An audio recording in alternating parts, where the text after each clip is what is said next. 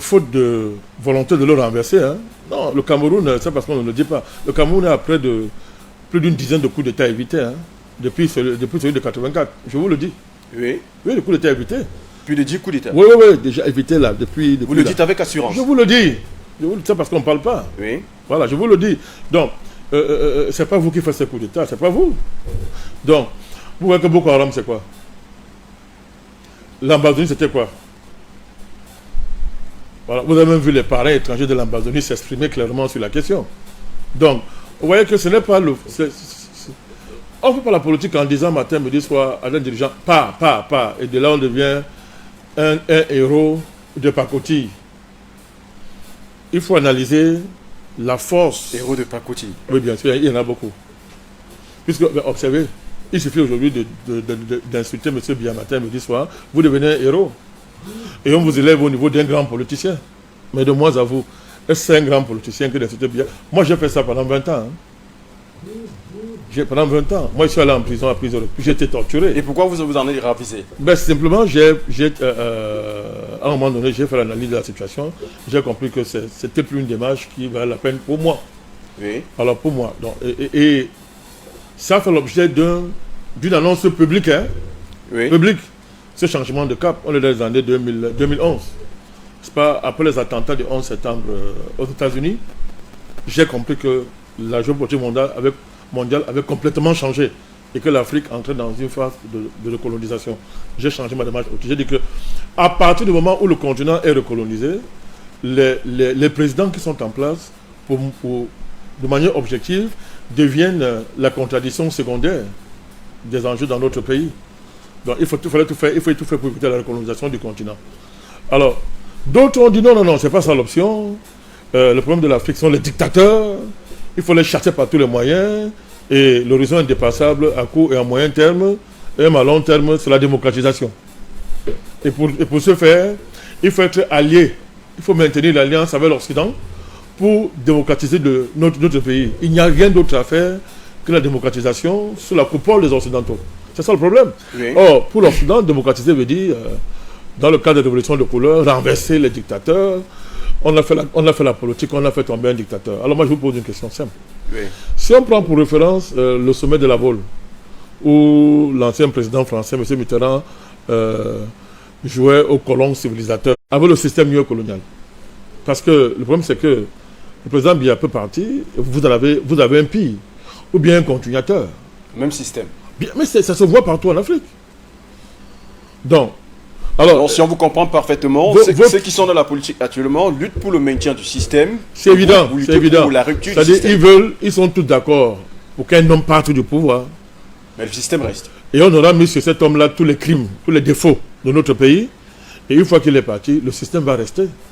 On aura fait un simple ravalement de façade d'un vieux régime, d'un vieux système politique dont nous dénonçons le caractère néocolonial. Parce qu'il faut bien voir. Nous nous situons dans la perspective upéciste, originelle. C'est celle de la décolonisation radicale du Cameroun. Oui. Du démantèlement de ce système. Alors, à partir du moment où, en tant que force politique, nous n'avons pas encore un niveau d'organisation suffisant pour faire aboutir à ça, pour faire réussir ce projet seul, nous regardons le paysage politique, et nous analysons le rapport de force, et nous voyons avec qui on peut travailler. D'accord, président Badakania. Attendez, c'est important, je vous en prie. Oui, vous allez chuter par là. Donc, non. On analyse, on regarde. Oui. Mais je pose une question. Que ce soit en 2011 ou en 2018 jusqu'à aujourd'hui, quand vous regardez que ceux qui s'opposent au président Biya ont les mêmes parrains que lui, ont les mêmes dynamiques politiques que lui, qu'est-ce que vous faites? Quand vous parlez de mêmes parrains, essayez un peu de nous spécifier même la parrains, chose. Les parrains historiques du régime camerounais, c'est la France. Oui. Ce sont les Occidentaux. C'est-à-dire les Occidentaux en tant que colons, oui. En tant que colonisateur. Ça veut dire que le président Paul Capole concret a pour parrain la France. Mais l'État camerounais, c'est un État néocolonial. Oui. Nous le disons matin, midi, soir. Oui. Nous sommes même les seuls à le dire. Donc, c'est sa matrice fondamentale. Oui. Daïdjo au président Biya, c'est sa matrice fondamentale. Maintenant, les choses évoluent. Les choses mutent, les choses évoluent. C'est d'ailleurs pour ça qu'aujourd'hui, vous allez voir que c'est évident. Il y a un choc. Il y a un choc d'intérêt entre les intérêts, les orientations présidentielles et la volonté de ces anciens tuteurs étrangers. Et ça se traduit par tout ce qu'on voit au Cameroun aujourd'hui. Ce que vous voyez là, c'est ce choc-là qui produit cette situation-là. Si tout allait bien, Oui. il y a longtemps que le dauphin du président Biya serait connu. Posez-vous la question pourquoi il n'y a pas de dauphin au Cameroun. Vous voyez, posez-vous la question. Soyez un peu plus clair. Dauphin constitutionnel, oui, ou bien au sein d'un Ahidjo, parti. le président Biya bénéficiait d'une succession constitutionnelle. Oui. Vous vous rappelez, Ahidjo a organisé les institutions à un moment donné. Mais nous avons un successeur successeur constitutionnel. Nous pouvons avoir un successeur constitutionnel. Il est où? Non, c'est où? Au Cameroun, il n'y en a pas. Vous le connaissez. C'est qui? D'après la Constitution, vous le connaissez, le président. Le président du Sénat. Mais il n'est pas successeur au reste des élections. Il lui a même interdit d'être candidat. Il la Constitution. Il n'est pas successeur. Il organise la transition. Il organise simplement les élections, etc. Mais il y a le successeur constitutionnel à partir du moment où le président de la République arrive à démissionner ou alors être malade. La succession constitutionnelle voudrait dire qu'après le président, on sait qui le remplace. Oui. De manière constitutionnelle. Oui. Ce n'est pas le cas. Le président du Sénat, c'est d'organiser la vacance du pouvoir.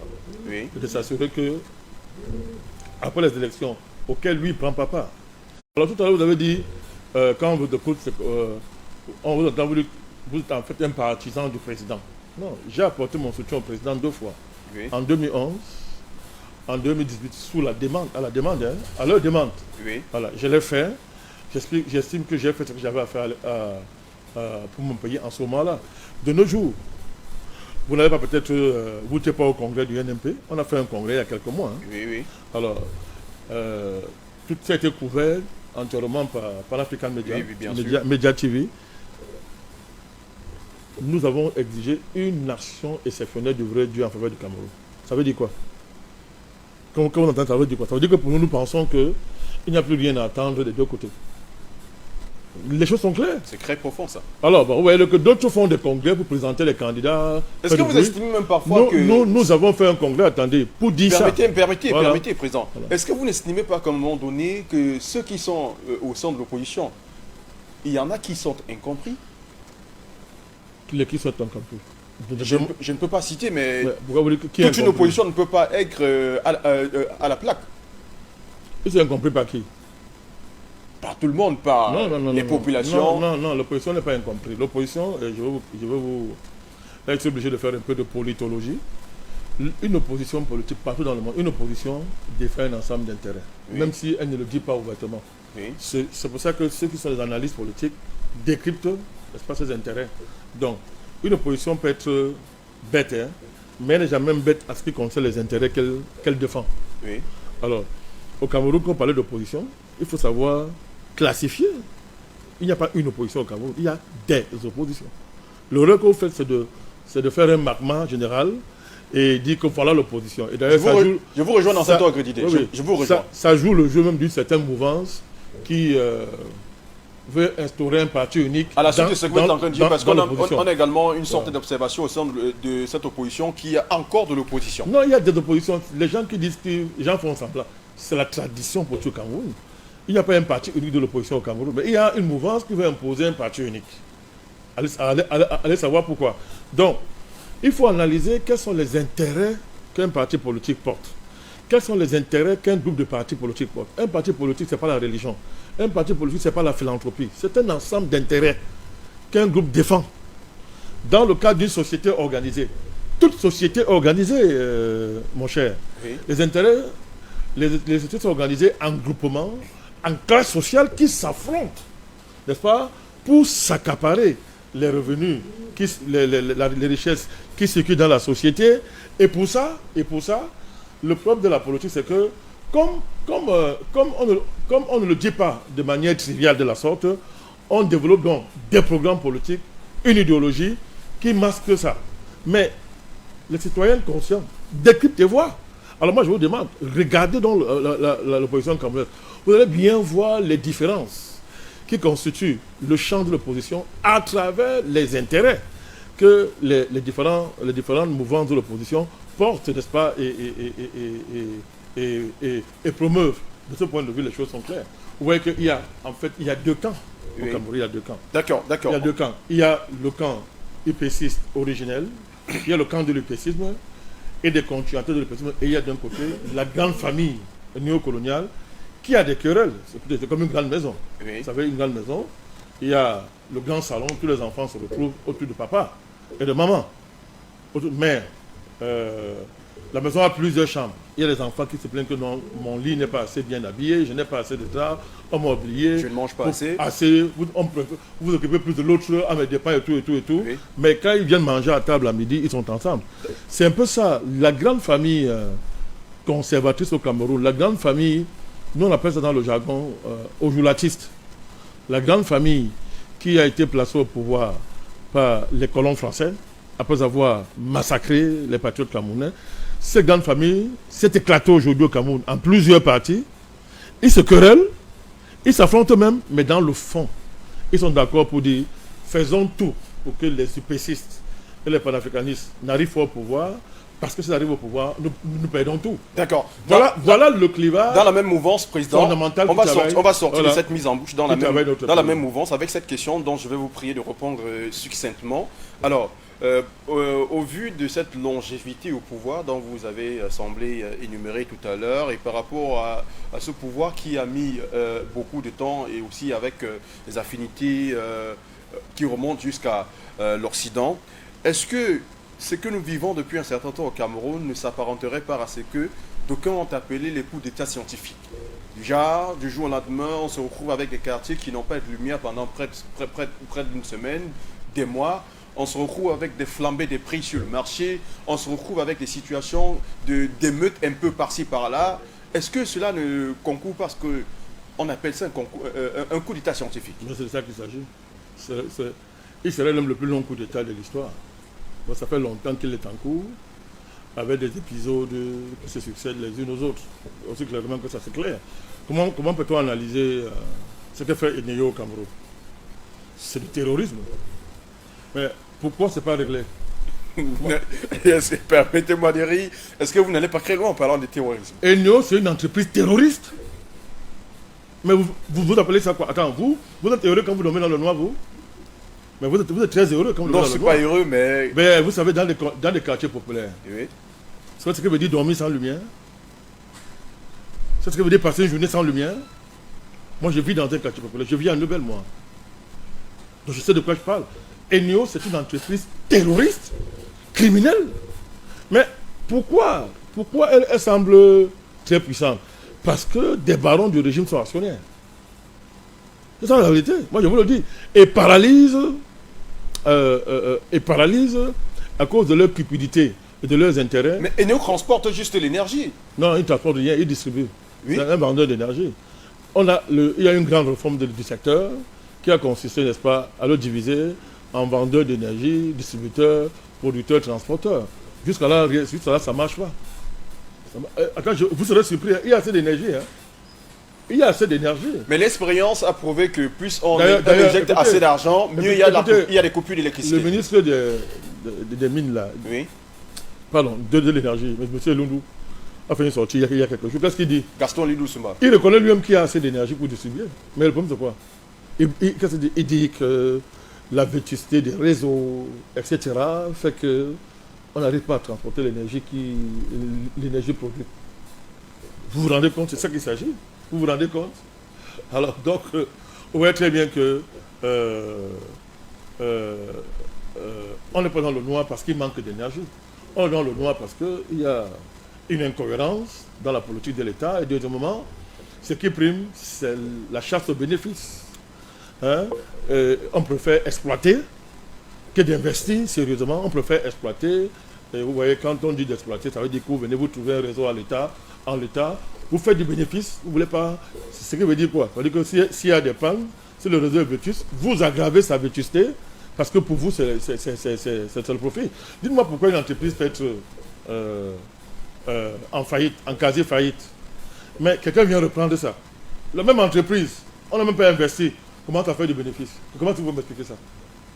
Vous voyez, comment tu peux expliquer ça? Alors, ce n'est pas seulement vrai pour Eneyo, c'est vrai pour la plupart... Alors, ne parlons même pas de Camtel.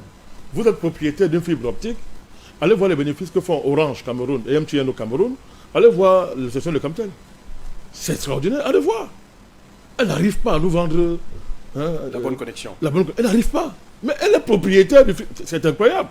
Mais Allez voir là, c'est au moins 4000 employés. Parmi au moins, vous avez une centaine de directeurs avec des gros salaires, à ne rien produire. C'est plein comme ça dans notre pays.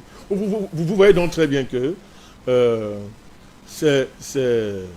il y a ce qu'on appelle une espèce d'une bourgeoisie comprador qui s'accapare de l'État, pille l'État, pour devenir une espèce de bourgeoisie, mais qui n'est pas capable de se comporter comme une véritable bourgeoisie, tel qu'on l'a vu en Europe par exemple. C'est-à-dire que tous ces ministres camerounais qui sont des multimilliardaires par exemple, toute cette bourgeoisie administrative qui a émergé au cœur de l'État et qui veut jouer au nouveau capitalisme, mais très bien, mais qui nous bouscule les multinationales étrangères qui sont dans le pays, qui nous bouscule le colonna économique historique qui a pris le pays à l'autre. Mais attendez. Est-ce que c'est degré d'embourgeoisement? Attendez, ce que je vais vous démontrer, c'est quoi? C'est qu'ils s'enrichissent, ils veulent jouer au nouveau capitalisme, mais on serait très heureux de les voir de libérer le potentiel économique du pays qui est dans les mains du colonna historique et des multinationales. Mais ce n'est pas ça.